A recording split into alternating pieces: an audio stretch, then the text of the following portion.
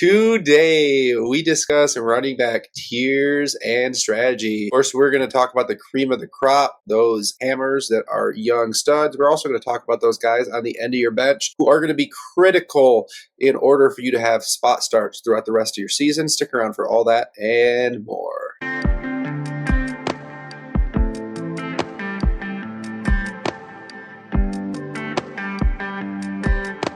And welcome into the Dino Construction Podcast. Justin joined with David and JP. It's fun out in the RB streets. I had some huge games from the guys we all talked about over the offseason. Kyle Monungai, Rico Dowdle, just these names that we all expected to be RB1s in week 9. So it's interesting out in the streets, of course. How are you guys? How's your fantasy week going, guys? I had a pretty good week overall. Had a tough loss by less than a point in a competing league. Those are always rough, but won against the median there, so that's good. Traded for Gibbs with JP right before, so maybe we'll talk about that here in a minute. Of course, trade for him right before his worst week of the season. Same with Saquon Barkley in a different league a couple weeks back. So I had one in every single one of my leagues that I was contending in this week, so I was very happy because I had a lot of just really close matchups I lost last couple weeks prior, but we're on our way, baby. Let's get to them playoff buys. Dream on, JP. I mean, you can have them in the leagues I'm not in, though, I guess. All right, so we're going to hop right into our community question from last week. We'll have timestamps down below. Feel free to skip this if you want to get right into tiers, but the community question is going to be strategy that we are first going to talk about answers you guys had. The question we asked last week, and we're going to have a new one this week. Of course, if you haven't liked and subscribed, hit that like, hit that subscribe. And next week's episode, we're going to have a new question. You guys can participate just like we had audience members from last week participate this time. So the question from last week is, how has this season's RB production and injuries changed your strategy at the position? JP, can you read our first reply here? First one we got here is from Aaron.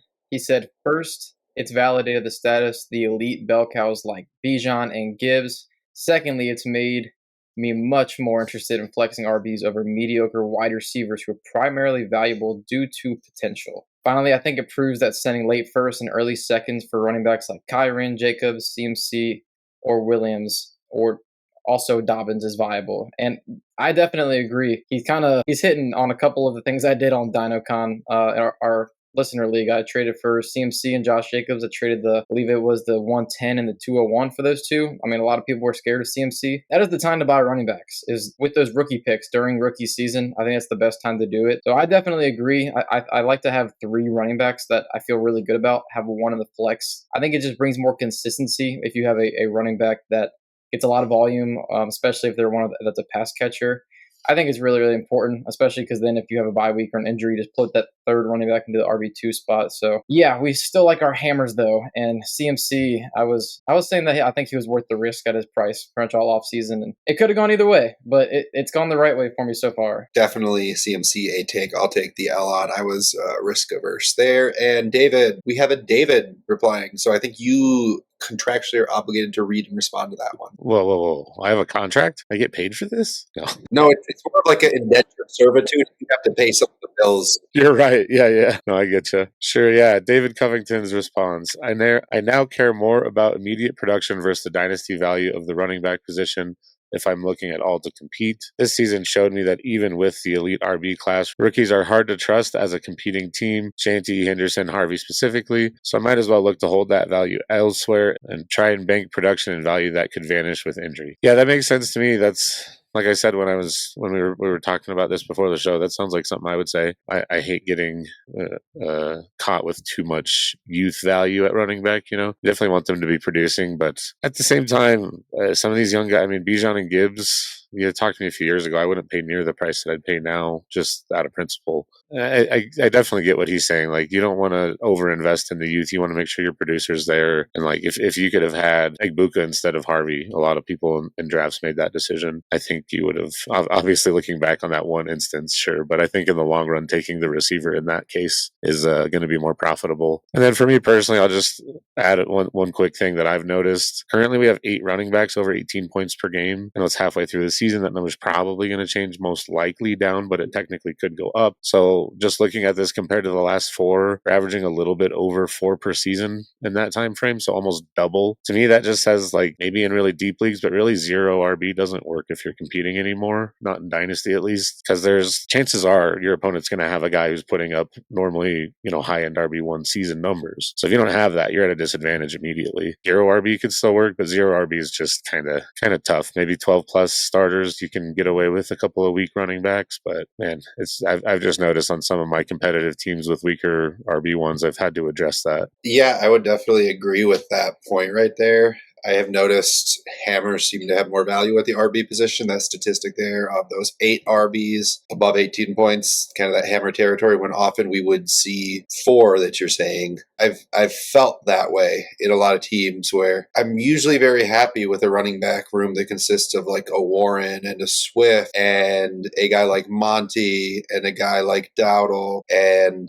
those types of names, Woody Marks along for the ride. I have running back rooms like that in the past, that's absolutely how I want to construct, is a bunch of guys that are worth just seconds. They're really easy to restock, and a few of them will have a job next year, and then otherwise I can just get more guys that are worth like seconds or even 2/3 sometimes, and just kind of piecemeal together year after year after year like that. If you have hammers at other spots, it's okay, but it seems to be harder to piece that together with the way that they're scoring. But I don't really care that much about that, because what you said about averaging 4 per year makes me think that we are probably going to continue to average 4 per year, and this is an outlier right now. So I think I'm more likely to try to take advantage of, I think there's a overinflated RB marketplace right now. I think people are willing to pay more for RBs than I feel comfortable paying. So I probably will just try to risk it for the biscuit, roster construct really well where I have the Kyle Monungas of the world and the Kamani Vidals of the world, and hope that I have the ones that are coming during the playoffs, because I have 10 backup running backs on my roster on some of those teams, right? I think that's probably the direction I want to go, and just sell RBs still. But I wonder if I take that direction, which is genuinely the direction I'm going to take at this point, if I'm going to end up suffering and not win as much as I have in previous years. So curious if you think I'm making a fatal flaw there at all by kind of ignoring the trend and selling on it if I can get profit. I like to go against the grain when we see like one position start to see a big rise. A lot of times if a position is performing above the average, sometimes we'll see a swing where they're back to average or even below that. So yeah, I mean, we could have a season, we have Devontae Freeman's season where he was like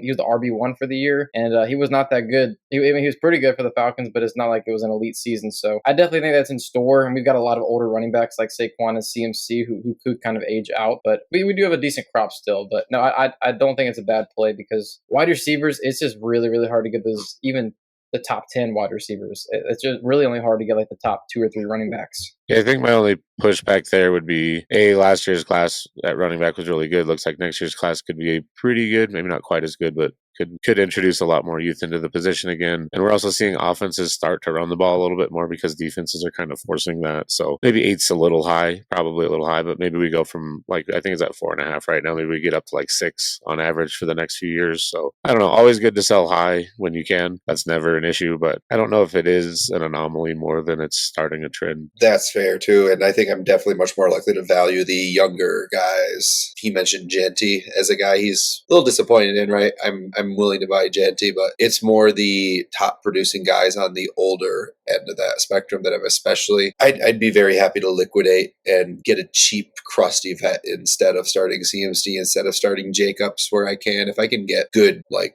mid-ish first, mid to late first value for those guys, and if I can start a Jalen Warren, if I can start somebody that is not a sexy name, but is just producing okay, I'm pretty happy to still try to follow that part of the spectrum. Or honestly, if I have 4 RBs and I can get good cash value for a Jacobs or a CMC, probably just willing to do that and then put in those wide receivers that he says he doesn't want to start, just because I always just want to be taking RB value and turning it in if I can, when I can. Next week's community question, if you guys want to have your answers read on the show, is how are you valuing 2026 picks at this point in the college football season? So if you're watching college football, you've been seeing what's happening. What are your thoughts on this 2026 class, and how are you applying that to the value of a 2026 first, second, third. Tell us anything you want to tell us, really. And we'd just love to hear from you guys. So make sure to comment on the YouTube video here. You can reply at DinoConFF on X. So probably can figure out we're going to be talking 26 rookies class update next week. But before we get to next week, we got some tiers to talk about. So RB tiers. JP, go ahead and introduce us to tier 1 running backs. Got only two guys here with Bijan Robinson and Jahmyr Gibbs,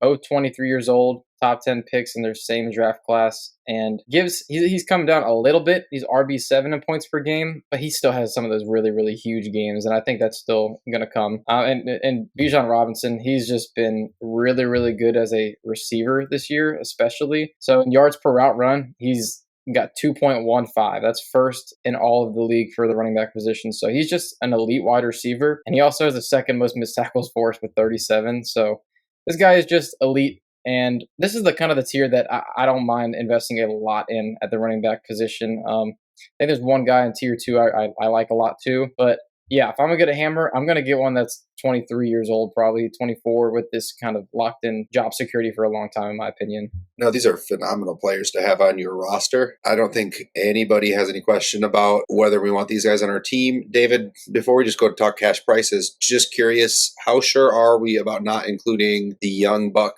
Genty in there? Do you think he's just going to re-enter? If he continues his where he's at points per game right now, just performs well enough, shows some flashes, do you think he's going to be in tier 1 in the offseason, just can't get there in the point scoring season? Or what's your kind of opinion on that? We can talk about him a little bit more and what he's going through, but I think he has the the best chance of joining tier 1 of anyone who's not in it. It was a discussion again, but these guys are both also young, and they have done it in the NFL level for a consistent period of time. It was just kind of hard to group Janty in with these two when we looked at it. And one thing I do want to address with these two, like JP was saying, Bijan's really thriving in the passing game, 6.5 targets per game, 5 targets in all but one game. Actually, that one game was the only game he scored less than 16 fantasy points. And then the difference with Gibbs, only 2.44 targets per game over the last 8 weeks. A little bit worrisome. He's still a great player. He's still young. He's still explosive. Just want to see that usage in the receiving game pick back up a little bit. I think that'll get him back to where we're used to. As a Lions fan, I think they're better when they pass the ball to the guy that's incredibly fast and dangerous with the ball in his hands. But hey, now talking about cash price for these guys, we're looking at 3+ firsts. So probably needing to add something in the neighborhood of a second or a Jalen Warren to that type of a thing. If we're looking to tier down to tier 2, we're probably looking for in the neighborhood of a first to tier down. And JP, can you give us some positional pivots at this tier? If you're looking for a wide receiver, I don't think you're going to get a tier 1 guy, but a tier 2 wide receiver, which you can check out our tiers for the wide receivers. We already came out with that a couple of weeks ago. For quarterback, I think a guy like Justin Herbert is the range you're looking at. And then for tight end, Trey McBride. I think after Brock Bowers' last game, I think he's probably close to untouchable right now. But Trey McBride, he's been incredibly consistent, and he'd be a great tier, a great pivot. Really is crazy how Bowers went from somebody who's like, we talked about our tier video last week, like, we're not panicking, but if when he's healthy, he continues to do what he's doing, then we reassess. Is what we really kind of came to the consensus of. Boy, did he look healthy, and that was fun to see. So yeah, I don't think you're getting Bowers, but you might be able to get McBride for this. And again, we're talking 1.75 tight end premium. We are definitely not pivoting to McBride if there is no tight end premium from these guys. Just want to clarify that any tight ends we're talking about during the episode are going to be talking about from that frame of view. So tier 1, again, the 2 guys. David, I buried the lead on one guys, but can you give us the rest of the guys in tier 2? Sure thing. Yeah, we got Ashton Janty, as you said, Devon Achane, Jonathan Taylor having a monster season, and then Omarion Hampton just got some unfortunate injury news with him. Sounds like he won't be back till at least after the bye. Just disappointing if you were counting on him this year, but the little he showed, he did flash. Very exciting. His 3 weeks as the guy, whatever you want to call it, 21.8 points per game, over 6 targets per game. Really like what we've seen from him. Ashton Janty, like we talked about, he was off to a bit of a slow start, but 4 of his last 5 games over 15 points. He's RB8 since week 4. Love that. And then the 2 monsters here, Devon Achane. He's almost at 7 targets per game, 16 points per game every week but 1. Jonathan Taylor, 6 of 9 games over 20, 4 of 9 over 30. Just an absolute monster season from him so far. Yeah, Jonathan Taylor, we just saw his worst game of the year. But yeah, no, he's an absolute hammer. He's the toughest for me to pay here. He's he's getting a really high touchdown per touch share. And we kind of talked about with Derrick Henry last year. He had a similar thing. Now it doesn't always come down to Jonathan Taylor. He's still really young and really, really explosive. So he could still be a top 5 to 10 guy for, a few more years. But Achane, like, man, I just want to highlight his consistency. He was RB5 in points per game in 2023 and 2024. RB6, and then this year he's RB5. So that's 3 years in a row where he's RB5 or 6. So he hasn't been quite the Bijan, the Jonathan Taylor season. He hasn't quite had that, but he's consistently been a mid-range RB1. And I think I'm getting less concerned about his size because the injuries haven't really been coming the way we thought was potentially there. So he's proven to be durable. So Ashton Genty and Achane would be the two I value the highest. I mean, Genty, he has been really good this year still. If you look, his missed tackles force, he's fourth. He's fourth in the NFL right now. So, I mean, he just has a bad situation. I think that if that situation improves, that either quarterback or they get a better run blocking unit, or maybe it just took him a little bit to really get to that elite level too. I mean, Bijan Robinson, he didn't get the full workload, but in year 2 he kind of exploded. Maybe it's not the same situation, but yeah, I still think Genty's going to be a guy who's going to be an RB1. I definitely agree, just based off of the youth and other things. I'm going to value Genty and Achane the highest here. I have some competing teams where I have Jonathan Taylor, and the idea of pivoting from JT to Genty, it seems like a no-brainer from a value standpoint long term. You're losing, I don't expect it to be 10 points per game rest of season. If we were to take just from week 10 on, I would expect the difference to be less than 10 points per game, but it has been 10.4 points per game in full PPR so far between these two guys. I'm curious, like, is that something? I don't think you can get a plus going from Taylor to Genty, but do you think you can get that done straight up on if the Genty owner is competing? And is that something we're interested in pursuing? Because I'm really walking through it in my head and trying to convince myself to send that offer, risk it on some true championship contenders, like an undefeated team where I have Taylor, or a one-loss team where I have Taylor. I have a couple undefeated teams with Taylor. Unrelated. I'm sure there's no correlation between Taylor and undefeated. Is that worth the risk on a contender? I'm curious your guys' opinion. I mean, I think you're probably going to have to add to Taylor to get to Genty in pretty much every situation. Even since Genty got going in week 4, like I said, he's been RB8 in that time frame with 18 points per game. Jonathan Taylor's over 24 points per game in that span, so that's still 6 points per game.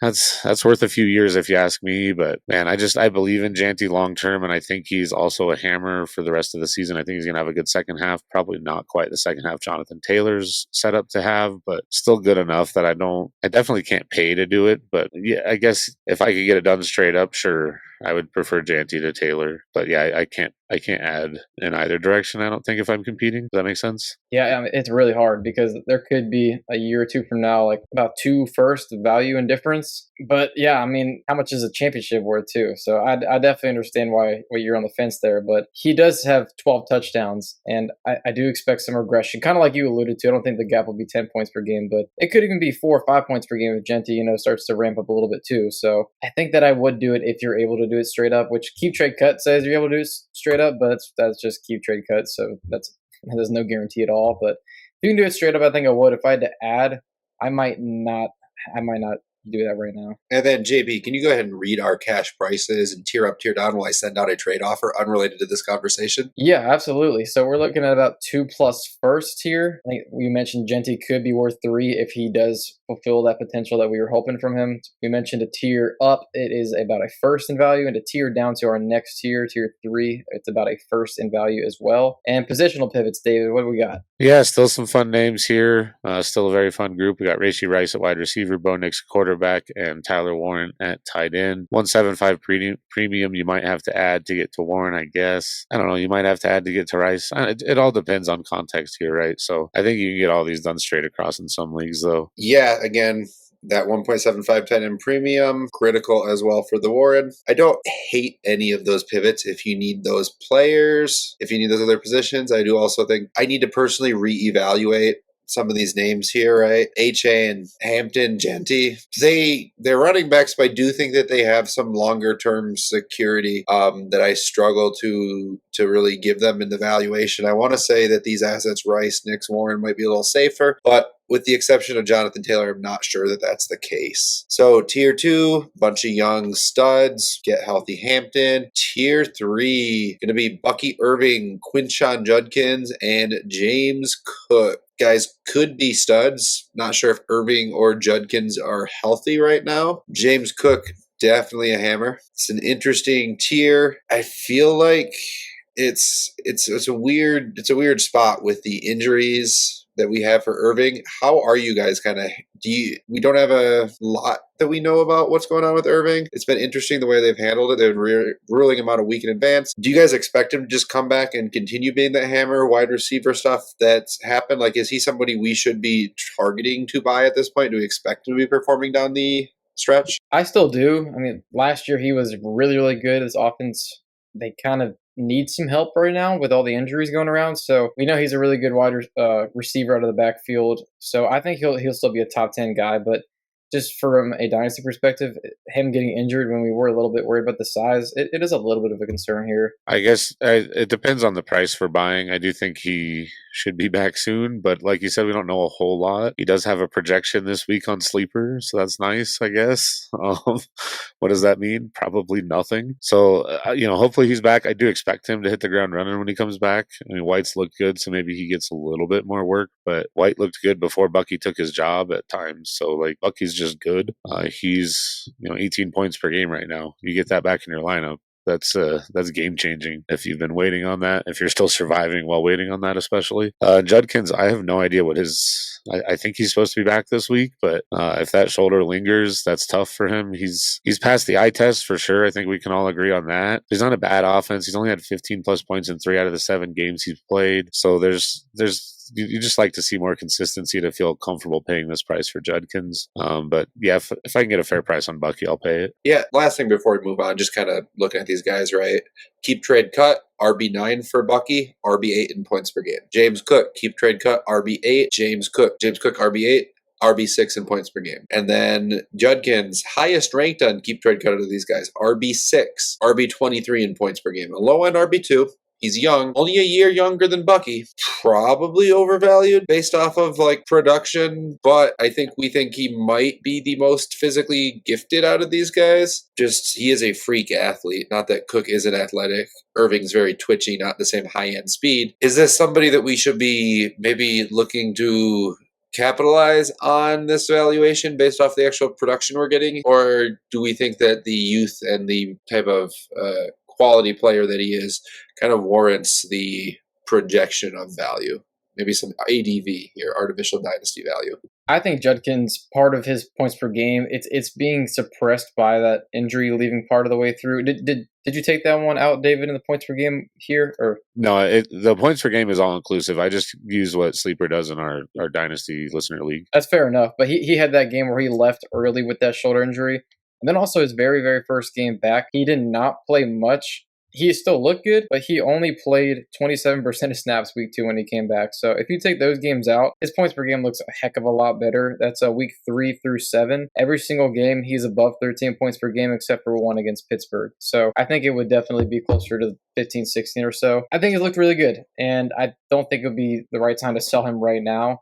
I think once maybe he has another big game if you want to at that point. But I think he's been really good, which has been shocking for me just because the offense is not great. But even despite that, he looked really good. In that time frame, Judkins 16.4 points per game, running back 11. Pretty good. It's only a 5-week time frame, but still definitely impressive in that stretch. That is definitely a production quality that I like to see, and that's why I personally was willing to pay a first plus in order to buy him from David recently. It was a first and a backup RB. I think you also were betting on that first being potentially out of the playoffs. Still could be. I just lost as the second highest scoring team in that league. Were you doing a happy dance, David?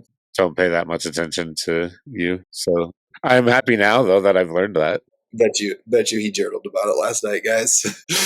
Tier up price, a first to get to those higher end guys, and tier down price, a mid to late second in order to get down to the next tier of guys. Positional pivots, JP, give us some ideas there. At quarterback, we're looking at the range of quarterback of like Baker Mayfield. Receiver, we're looking at Lad McConkey and Nico Collins. Unfortunately, I would definitely want to get those guys for these. I think you might need to add a little bit to get to the receivers, but still, it's right here in the range. There's not really any tight ends in this range to pivot close to straight up. And that is tier 3. David, gonna throw it to you to read tier 4 for us real quick. Yeah, we got a lot of points in this tier here. Christian McCaffrey, Saquon Barkley, Josh Jacobs, Kyron Williams, and Breece Hall.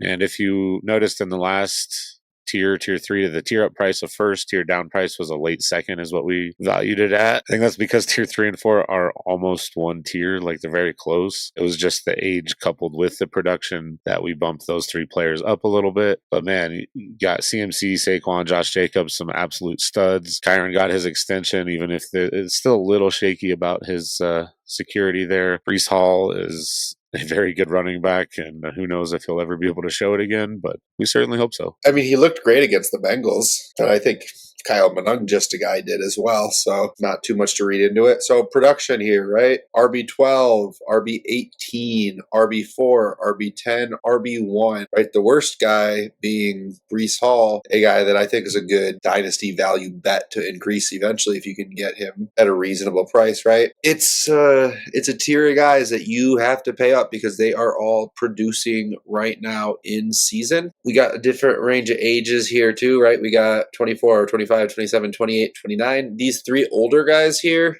I'm pretty risk averse with these guys. I think Jacobs is the guy I'm most interested in buying just because 27 seems a little bit nicer for like a late first-ish is kind of, and we're going to move on in a second. But JP, I want you to talk about like you think Christian McCaffrey, you can get a first valuation for him. Talk about the deal you made to go to Achane in our listener league and why you would rather turn his production and value into a higher tiered asset. Yeah, like you said, it's kind of the risk aversion there. I think that right now these guys in this tier, outside of maybe Breece, just the top 3 guys specifically, just think in the offseason, their dynasty market value is just going to be lower. It's point scoring season, so these are the specific players that are propped up right now. Like I said, I bought CMC for 201. Now there's a little bit more risk, but if I can sell them for kind of a mid-first valuation right now and still get production back, I really would like to get guys in tier 1 and tier 2 if I can from these specific grouping, because I mean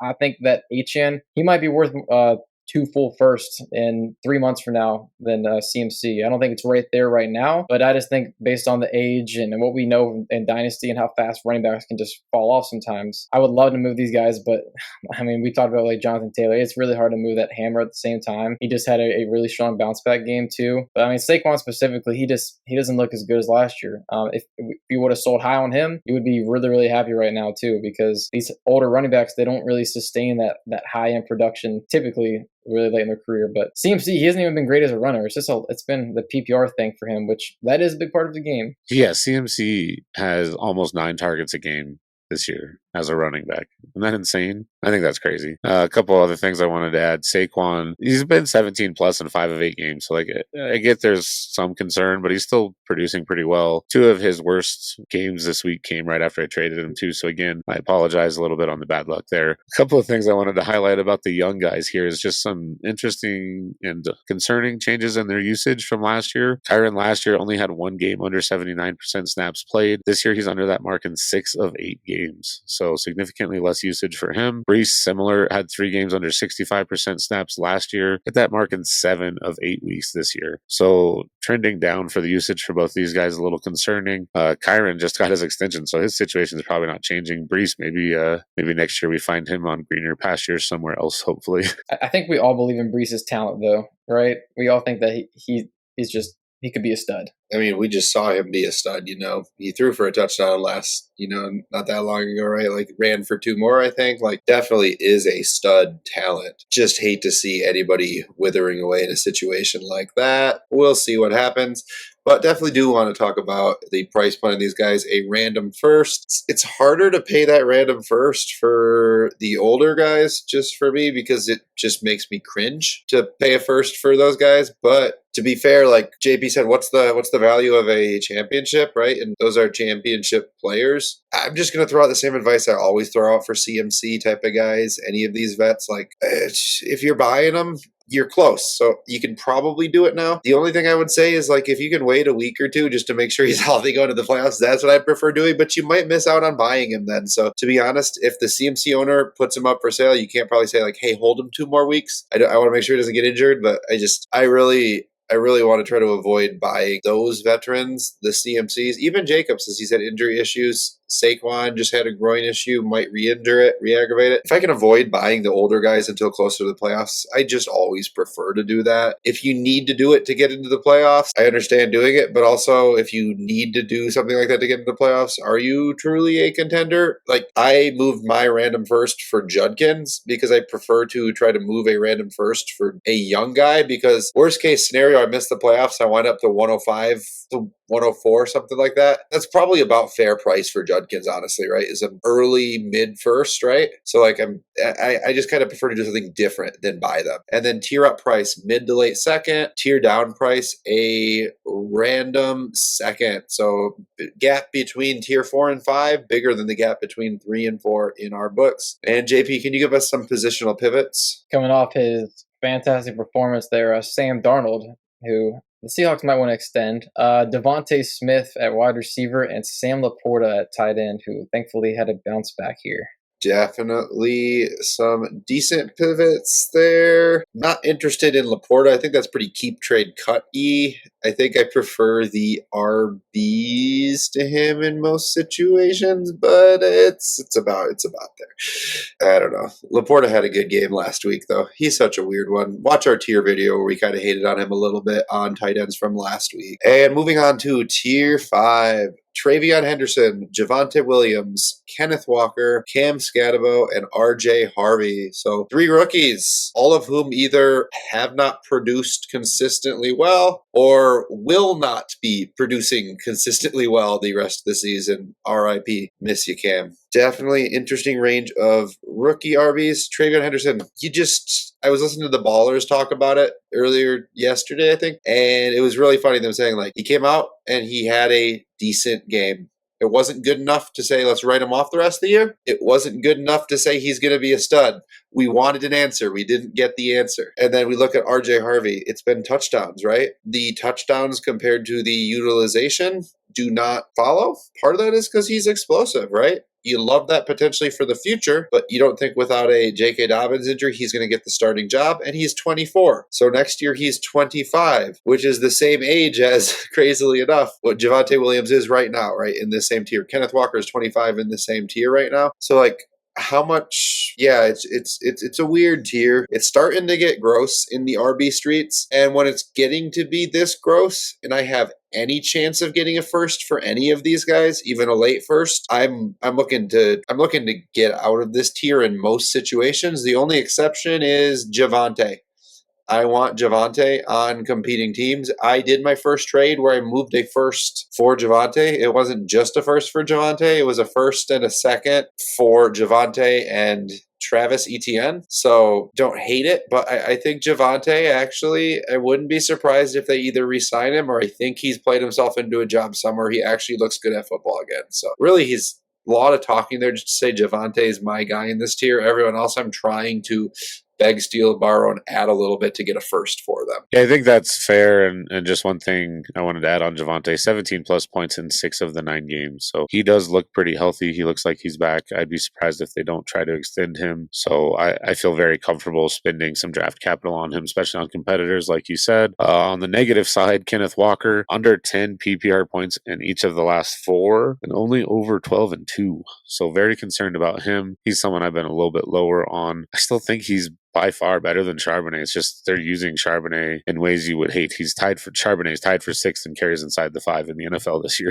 Zach Charbonnet, right? So that's really unfortunate. And then the last thing I want to do here, just because we kind of missed talking about it in tier 1, which is where we should have brought it up. JP and I made a trade that is very relevant here. So just kind of wanted to touch on that, give my thoughts and pass it to JP. I had Cam Scatabo on a contender, ended up adding 2 firsts and Terrence Ferguson, Luther Burden, I believe. Those were kind of sweeteners. The heart of it, though, is Scatabo. Scatabo, the 2 firsts. They're both mid. There's a chance we both make the playoffs. There's a chance we both miss. Most likely, probably one of us makes it, one of us misses. So a couple of mid firsts and Scatabo for Gibbs, a couple of sweeteners added in. I felt like it was expensive, but it helped my team. It's the piece that I needed, and I think JP got a good deal for his rebuild. If he bounces back the way we think he will, I mean, it could definitely help you a lot on a playoff run. For me, I definitely just think that Scatabo, like if he gets back to being worth a late first, then I think it's worth it for me. I also like Burden that he could ascend to being worth it first, especially if things go right for him in the offseason. Maybe he has a stretch down the end of the year that we like with DJ Moore leaving. So yeah, this is definitely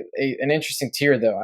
I don't think right now I can pay a first for anybody here. An early second, I could definitely see buying any and all of these guys right now. So they're right on that cusp. I mean, Kenneth Walker, yeah, it sucks, David. Like, he's 9th in PFF's run grade, and he's 13th in missed tackles forced, despite not having like a ton of work. I think he's very, very talented. But Cam Scatabo, yeah, I think he proved that he's really good. He was kind of my guy all off season, and then Justin's like, you know what, this guy is awesome too. So you kind of joined me in on that. But Scatabo, right now, where was it? She's making me sound like a Scatabo hater.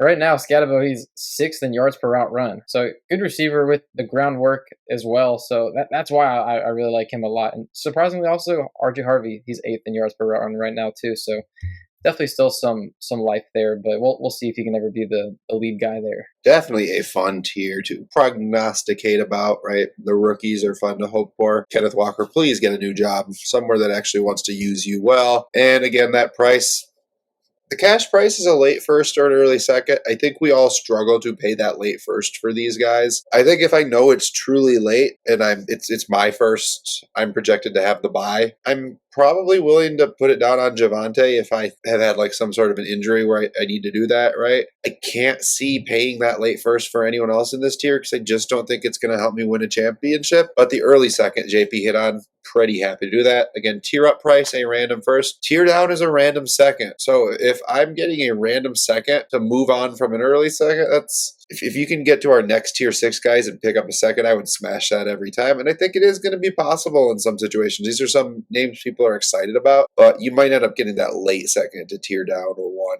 instead. Might not be able to pull this off. And JP, or can you go ahead and read us our positional pivots real quick? Yeah, right now you might be able to get Cam Ward. I don't know if you're quite able to get there, but if he's on a contender, I think you might be able to do that if they need a running back here. Zay Flowers, he's kind of in that late first area as well. And Colston Loveland, who he was falling, but he's starting to come back up. He's probably worth around a late first now, and that was a huge game that he had.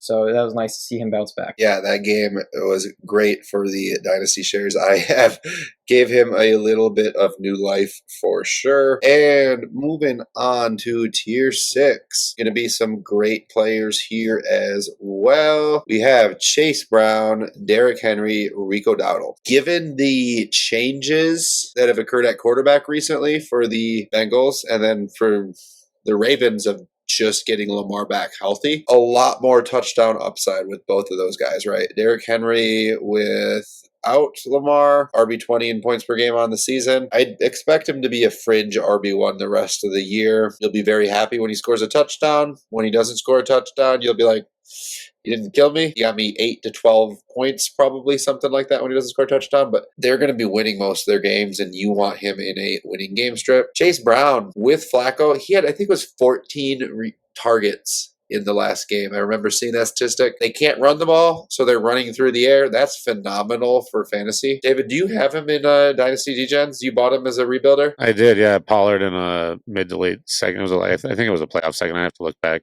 But Let's talk there. Yeah, please. This was my plan. Buy him and sell him whether it was this year or next. But look, he's back up almost 19 points per game over the last 3 weeks. So, who knows how sustainable quite that is. But if he can even get back to, 15-ish plus or minus, somewhere in that neighborhood, then I feel like I did very good there. And I will be actively trying to sell him if he's keeping this up. And Rico Dowdle, just phenomenally interesting guy, right? What he's doing there, it's interesting for a lot of reasons, right? Reason number one is because he took this job over and he is smashing for this year in fantasy football, right? Like he did that against the Green Bay Packers. That is a good defense, 2 touchdowns. He seems to have the job, hoping that he's healthy. I know I didn't watch these injuries that he apparently had in the game, but he came back from both of them. But apparently he came in with a groin injury, exacerbated it, stayed in the game after taking a couple snaps off. But then from the dynasty standpoint, 27 years old, that's older, 1-year contract. They still have Hubbard under contract. They have Brooks coming back from injury next year as well, in theory. What happens there, right? But at the price of, I think you can still get him for a mid to earlier second, I think is probably what you realistically have to pay for Dowdle and the hype at this point. That's not terrible for a rest of season borderline RB1, right? Somebody that we expect to be a low-end RB1, high-end RB2, 10 to 18 range player, right? I really like all of these guys as a buy on a contending team at this point. And I think they're all relatively cheaper. Yeah, I think we believe all three of these guys could be top 12. I mean, Dowdle, he's third in the NFL in rushing yards, and he didn't have the job not even half the year. And he's fourth in PFF run grades. So, yeah, he's performing well. I think Dave Canales, he built a pretty strong offensive line running system there. And, yeah, he is smashing right now. So, even if you pay him mid-second, he's good this year, and he ends up being a backup somewhere. That's really not that bad because backup running backs, we value like early thirds anyways, and you're getting production right now, too. So, that is very interesting. And I love the point you said, Justin, about Derrick Henry being more viable in game scripts where they're winning, because the Ravens, they've only won 3 games. They're 3-5 right now, but everybody's predicting them to still make the playoffs right now. I think I saw the odds were like 60% that they make the playoffs. So they are predicting them to win most of the games left in the season. And like you said, Lamar's back. So yeah, I think there's probably better times ahead for Derrick Henry there. All right. And again, we kind of alluded to prices, a random second, like JP mentioned there. It might need to be like a 204, 205, right? Type of random second, one that's more likely to miss the playoffs to get these guys at this point. If we're getting into the 201, 202 range, I probably feel like I need something back, like a third or something, if it's that truly early for this guy, or something back. Tier up price, a random second, maybe a late second, to be honest, might be all you can get. And tier down one, a random third. And David, can you go ahead and give us some positional pivots? Yeah, we got Bryce Young at quarterback, Devontae Adams at wide receiver, Dalton Kincaid at tight end. And obviously, this goes for every tier, but these guys are just examples. Like, you can think about anyone you group similarly valued to these players.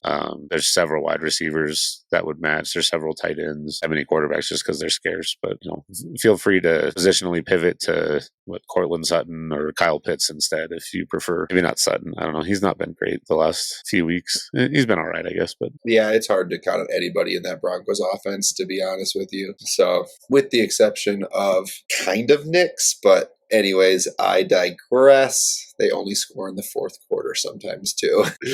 All right, moving on from tier 6 to tier 7. Going to be a big one. Jalen Warren, DeAndre Swift, Travis Etienne, Trey Benson, David Montgomery, and J.K. Dobbins. JP, I'm going to ask you, just pick 3 of these guys you're interested in talking about and give me your TED Talk. Yeah, Jalen Warren has been really good this year. He's actually 4th in yards per route run, and he's been he's 16th in missed tackles forced too. So he's doing it both. And what's funny to me, I'm looking at PFF here for this data, and when I was looking at the highest yards per route run guys, he was out of like the top 30 guys in yards per route run. He's the only guy with a 70 plus pass blocking grade too. So that's very important for Aaron Rodgers there. Travis Etienne, he's been a productive back. I think that we've kind of thought that Tootin might start to emerge more, but after the bye week, his snap share still wasn't all that high. I think I saw that Travis Etienne went down on the 1 yard line like 3 or 4 times this week too. So I think he could continue to be a strong piece there, especially because in the receiving game, Brian Thomas Jr. has a high ankle sprain. Travis Hunter, a couple of Travises. Travis Hunter there on the IR. So I think Etienne's going to be a big piece there. And David Montgomery hasn't been as good this year, but he's still flex worthy, and he's got that flex with upside. Like, don't forget, like if Jahmyr Gibbs goes down, that offense is really good. So I think David Montgomery is probably a top 15 guy, I'd say, on a week-to-week basis if Jahmyr Gibbs does go down. So he's 28 years old. I think he's still playing fine. And I think for a flex price here, which we'll talk about price. I don't mind spending that now on David Montgomery. That his price has come down. And more importantly, has that, just double check though, in your league, is it 4 or 6 points passing touchdown? Because that does impact a little bit how you value Montgomery. I know he has at least 2 this year, which is pretty funny. Trey Benson, did not see a whole lot from him because he got the job and then he got injured. He looked okay in the games that he had. Definitely an interesting player. I haven't really been able to buy him. Nobody seems to be willing to sell low on him. I think anyone who was holding on to him for that long was just like, I'm used to having him on my bench. What's a little bit longer? I sold him for Warren on a contenders trade up. Felt like that was pretty good for both. Definitely like that as a process deal. And then Dobbins and Swift. These are guys that, honestly, before the Swift injury, going into the matchup that they had against the Bengals, I paid a slightly outside of the playoff second to David for him to only be ruled out like a day later. I think it was like projected at 205, 206, so kind of a Thank you for mid-second. that. Yeah, that was awesome.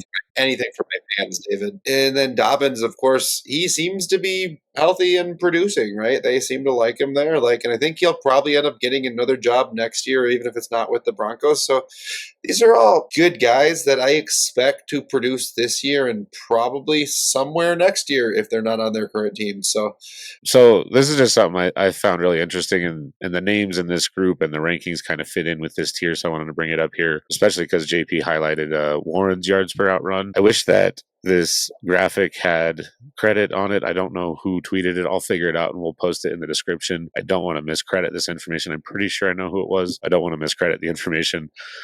So running backs ranked between RB19 and RB42 going into the season with a yards per out run under 1 from last year. Ready for this list? Tyrone Tracy, Brian Robinson, Tony Pollard, Ramondre Stevenson, Jordan Mason, Chuba Hubbard. If you would have avoided everyone on that list, you'd be pretty happy. So I think that's really important when you're talking about these mid-late RB2, RB3 kind of guys, is are they being used in the passing game?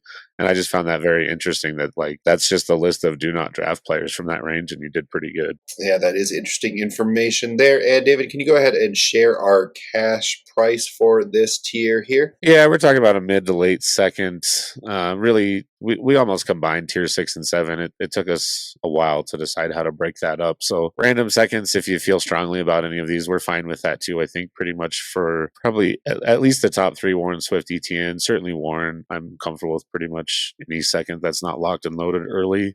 Tier up, we talked about a random third. Tier down, probably any third, depending on where you're tiering. It'll depend on what third you're talking about. Maybe it goes into the value of a fourth. It just really depends on where you're going. And then JP, we got some positional pivots. Who we got here? Looking at the old crusty but productive Matthew Stafford at quarterback, Mason Taylor at tight end. It's kind of where he went in the rookie drafts. And DJ Moore, is this really what his value is right now? I mean, I could see him he's definitely worth less than first, but I mean, you could pivot to DJ Moore. I think I'd probably be interested in that. But yeah, he might be an early to mid second, I'd say. Yeah, I mean, it just depends. He had a great game, against the Bengals, but who cares? It's like having a great game against the Cowboys. Who cares? It doesn't really mean anything for projection. It's great if you had him in your lineup, but you can't project that forward the next week, right? I will say, as far as the Bengals defense goes, great matchup unless you're the wide receiver 1. Gosh, I'm drawing a blank on his name. Corner out of Michigan.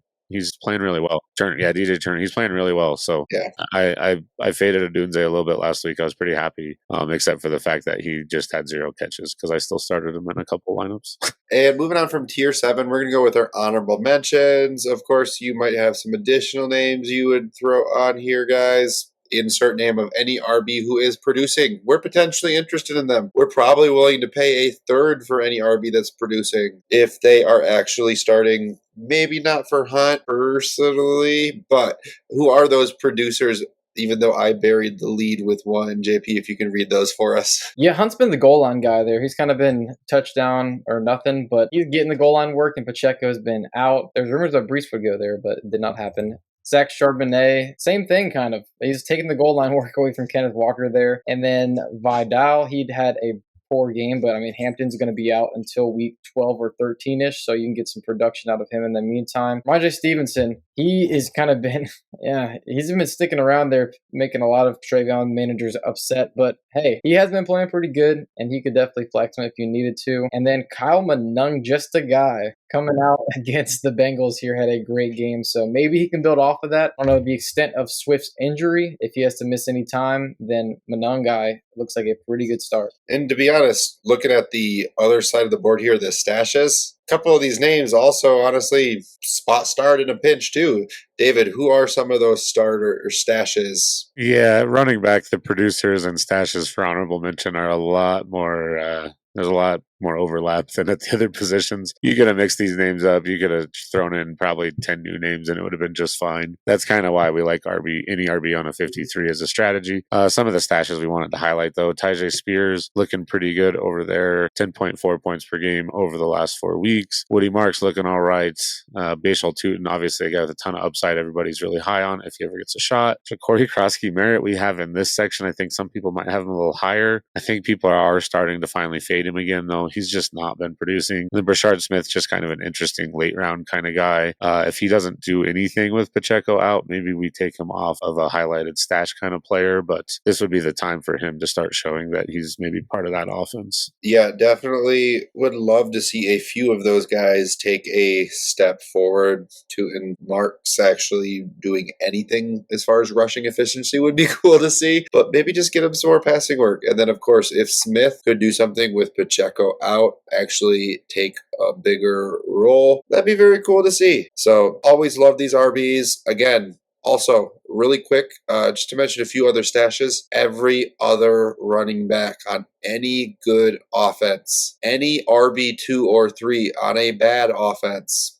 stash them. Much better to have those guys on your roster than any number of wide receivers. Like, I just got an offer. Somebody sent me Zacchaeus from Chicago, the wide receiver, for a 4th. They wanted me to send a 4th for him. I don't even want Zacchaeus on my roster, even if he's producing, unless I literally don't have any other wide receivers to play. Like, roster RBs, roster every RB on a 53. Prioritize 2s before 3s, of course, but those 3s on bad offenses, on good offenses, right? Look at Kamani Vidal. He started off the season as the 3, right? Look at, Manungai was the 2 or 3, depending on how you looked at the depth chart. Like, just roster them all, guys. Drop every bad player that's a wide receiver. Drop the tight ends that you shouldn't be rostering. If you're not playing tight end premium, you should not have a lot of running back or tight ends on your roster. You should have 2 to 3. Even in tight end premium, realistically, you shouldn't have a lot of tight ends unless they're either one, if they're a young guy like a Terrence Ferguson type, that guy should have been on your taxi squad, gonna be honest, right? Like, those rookies, unless you think they're gonna be startable because the depth chart says this guy should very specifically be startable. Mason Taylor probably should be startable at some point. That's okay. Obviously, like a Tyler Warren, Colston Loveland, I even appreciate not putting on any other tight end should be on the taxi squad. Elijah Arroyo probably should have maybe been there, although I saw a path. But I've burned several taxi squad spots on Oronde Gadsden, activating him from that this year, and I was thrilled to do that. And then every other spot on your roster, RBs and QBs. So I know we say that a lot, but just want to bring that up in this strategy. Anything else we're missing, guys? All right. Well, thank you for joining us for another episode of the Dino Construction Podcast. We hope you found this as helpful for you as it was for us. Please remember to like and subscribe wherever you listen or review. And from all of us here at the Dino Construction Podcast, until next time.